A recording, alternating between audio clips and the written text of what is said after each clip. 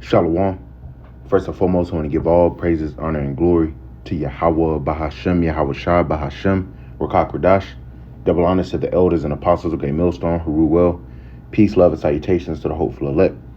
This is your brother Dawa from the Men of Valor campaign in Greenville, South Carolina, coming back with another video in sincerity and in truth. Lord willing, it could be edifying. And just want to do a video, man. I've been mentioning lately, the Akim, with these, how the economy is starting to downturn. All right, one thing that you'll realize is, this economy has allowed these women to be independent, all right, because it's been a sustained period of prosperity or perceived prosperity, all right, because the dollar has remained strong. But as the dollar weakens and the economy constricts, all right, these women aren't going to know how to deal with that adversity.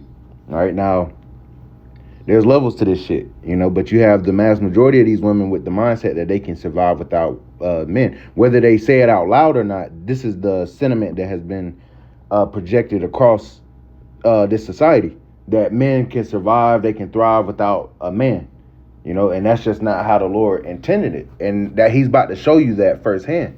All right, but as far as us that are in the know, we're still, walking among these damn people. We're still meeting women and shit like that, man. And we see, even though we see how everything is about to unfold, you see the mindset on these women are pretty much still the same, man. They starting to open up to you a little bit. They're starting to get in that vibration of wanting a masculine man rather than, somebody that's overly emotional and shit like that. But they're still not fully stepping into our frame. All right. And it's going to take a dramatic shift. It's going to really take society collapsing, 911 not being able to be called for these women to get the fucking memo, But as far as us, all right, hey, hold the line, I can. I'm going to keep saying it through the spirit. Hold the line, because it doesn't matter really what we fucking look like, and that's what I'm realizing. That's, if you observe the, women, you got immature women that go for looks, they go for who they think is cute, but in a woman's nature, and that this starting to get into that red pill shit, but it all goes back to the biology of the woman, how the Lord created the woman. She is supposed to be taken care of. She's supposed to provide value as well, but the man is supposed to be that head of provision. Now these women have taken that thing and misconstrued it as far as demanding men, worship them and shit, demanding men, do things for them without any what's the word I'm looking for? Reciprocity. Reciprocal. Without it being reciprocal. Reciprocity. There it is. Salaki. But they think that they can get something for nothing. They think all they got to do is show up. When the scriptures plainly say what the role of a woman is. All right. The word woman itself goes back to being a servant. A servant to who? A servant to your husband, a helpmeet to your husband. And these women don't want to be helpmeets. All right, now they're going to get more in that mindset. All right, and this is why we don't have to go out of our way chasing these damn women, because they're about to come to us, man. The scriptures say a prudent man foreseeth the evil and hideth himself. A man is about to be very valuable and scarce.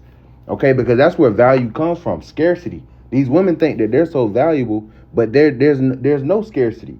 Beautiful women are literally everywhere. They're in great abundance, but society has flipped everything on its head. And with the introduction of social media, all of these women think that they're just so special.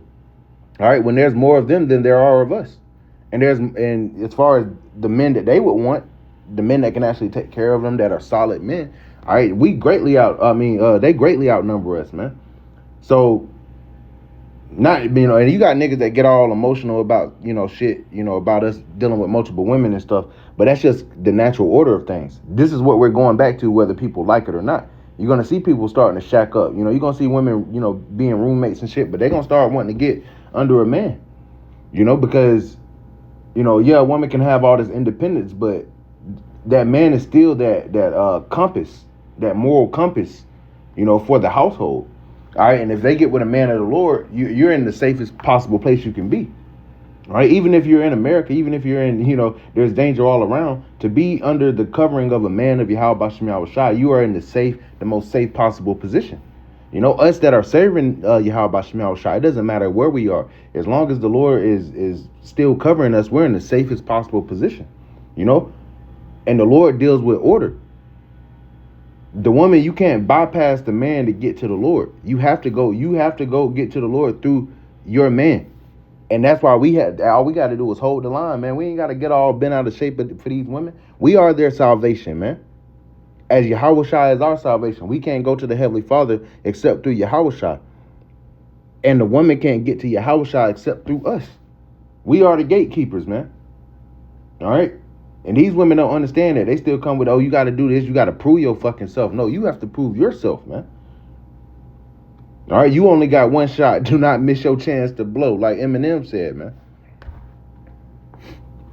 So, you know, this is just to keep that in the forefront of our mind, because society tries to make it seem like, these women be rejecting you and all that shit. They don't know what the fuck they want. Okay? I still ain't met a woman to this day that really knows what the hell she wants, man. They don't. We know what we want. We want the kingdom. And what did the Lord say? Seek ye first the kingdom of the Most High and his righteousness, and all these things shall be added unto you. Right? They will be added unto us, man. That is our hope. That is our, hey, man. That's where we headed. And Tawadi Habashim Al-Bashaf, for that, man. But let's get some of these scriptures, man, because the scriptures, give us plain warnings when it comes to these damn women, man. We don't like to make women, there's so much other stuff going on, that we don't like to make women the focal topic, but if it wasn't important, it wouldn't be written, okay? The things written aforetime were written for our learning, that we through patience and comfort of the scriptures might have hope. So, there's lessons to be learned when it comes to us as younger men, navigating this world in the gauge of us still wanting to, we desire women, they're beautiful, they're nice to talk to. We don't hate women. That's the misconception that people try to project onto us. We do not hate women. We love women. We don't like women that are out of order. And we've been saying that, just like a woman shouldn't want a man that's out of order. They want a real masculine man. They don't want a feminine, man. If they say they want a man that, does this, does that, they don't want to push over, man. They want to be told what to do. It's in their nature. The Lord wired them that way, man. Doesn't matter what Esau tries to project within society. But let's get some of these scriptures. This is 1 Ezra chapter 4 and verse 26. It says, yeah, many there be that have run out of their wits for women and become servants for their sakes. Different kings, different rulers, niggas do shit, set niggas up and all that shit for women. How many niggas in the jail, in the graveyard or in jail, over a damn woman? Because she can't keep her fucking legs closed, man. Hey, that's the issue. But it starts with the man, because the men have to set the standard, So we ain't gonna put all the blame on the woman. But see, these women, now you have that choice. You have that liberty. And what have they done with their liberty? Nothing productive, man. They've just added to themselves bodies. They're all mentally fucked up. Their own fucking antidepressants. These are damn near the worst women in history, man. Damn what they look like. Because they be pretty, they be looking all good and shit, but mentally they're gone. They done lost the plot, man. Let's read this again. Verse 26. Yeah, many there be that have run out of their wits for women and become servants for their sakes. Many also have perished, meaning died, have erred, meaning gone off, and sinned for women. What's the prime example? Adam. Let's get into that, because the scriptures speak about that.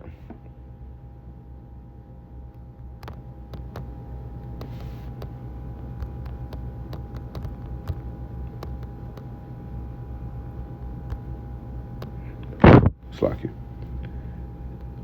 Yep. This is 1 Timothy chapter 2. And we'll start at verse 9. It says, in like manner also that women adorn themselves in modest apparel. And that's not happening in today's society at all, man. Even with these women's gym clothes, man, you can see all through the crack of their ass, their vagina print. You can see their nipples through their shirts, man. and you're a creep if you're looking.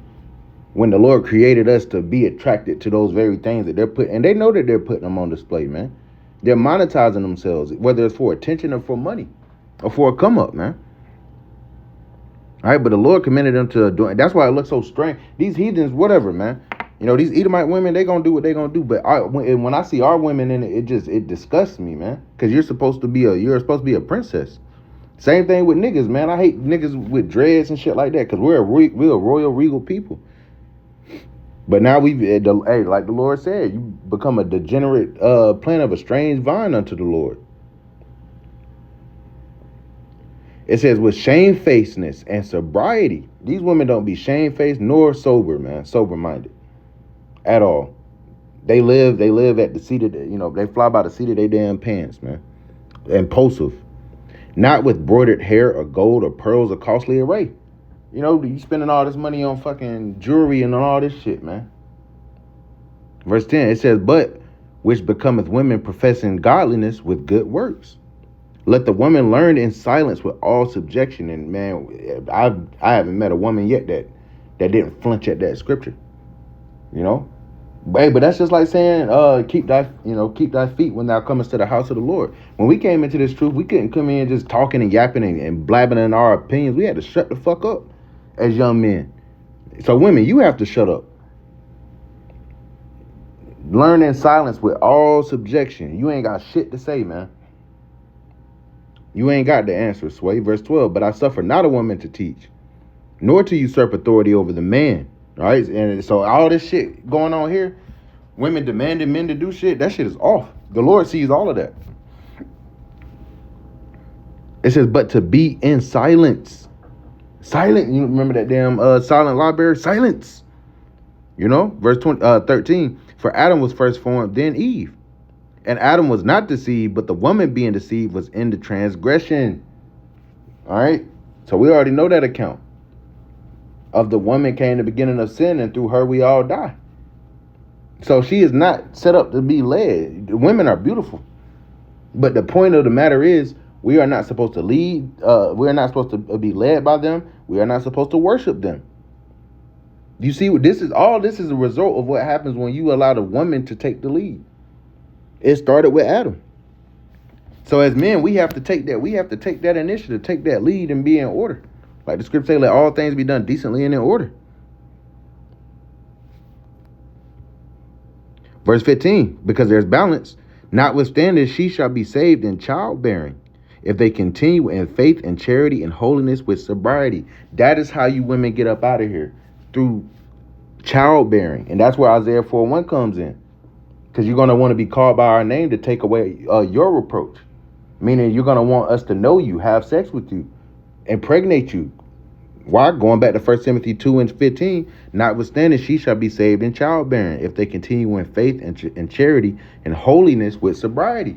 You got to move correctly. You're not going to get out of here just because you fucking pretty, man. All right? Again, hold the line, Akim. Just because a bitch pretty and she all in your fucking face, man. You know, I met a damn Edomite bitch, and she told me she was evil, man. And that's that war and that flesh fighting against one another, because my flesh wanted her, but my spirit knew she wasn't no good for me, man. So we have to learn that discernment more and more when it comes to these women, because we're about to be, the Lord is prepping us to be judges. When society falls, each man is going to be like his own node. You know, he's going to have his women with, he's going to have his own system, man. You're going to have women with you. You know, you might link up with other Akim shit, but say it's you and your 7 women, complete amount of women. You have to guide them. You have to manage them, man. You ain't just up fucking all day, man. It's gonna be logistics. You're gonna have to be on the move. You know, you're gonna have to set up rank and order. You're gonna have to teach them how to be women, man. This is a learning curve. But the Lord is prepping us for that now. You're gonna have to set examples. Because you're going to have women coming up, you know, thinking this shit going to run like the old world. No. You know, like the old America. No, this is new. This is new. Which is really the old way being refreshed. You know? Isaiah 32. All these scriptures we already bring out, man. Hey, the damn other shoe is about to drop on you women. And when I'm not here to bash you damn women, you got what you got coming. For the Akim, this is the message to the brethren. Hold the line. Hold the line, man. You ain't got to get all bent out of shape because a bitch say, oh, what you don't do another man would do, or she go and sleep with another man. Fuck her, man. The Lord see all of that, man. It don't even matter in the grand scheme of shit. What matters is you end up on those ships, man. All right, so that's what I want to bring out through the Spirit. Lord willing, is edifying. I want to give all praises, honor, and glory to Yahweh, Bahashem, Yahweh Shah, Bahashem, Ruach HaKodesh, and double honors to the elders and apostles, great millstone, who rule well. Peace, love, and salutations to the hopeful elect. Till next time, Shalom. Stay strong, Arkin.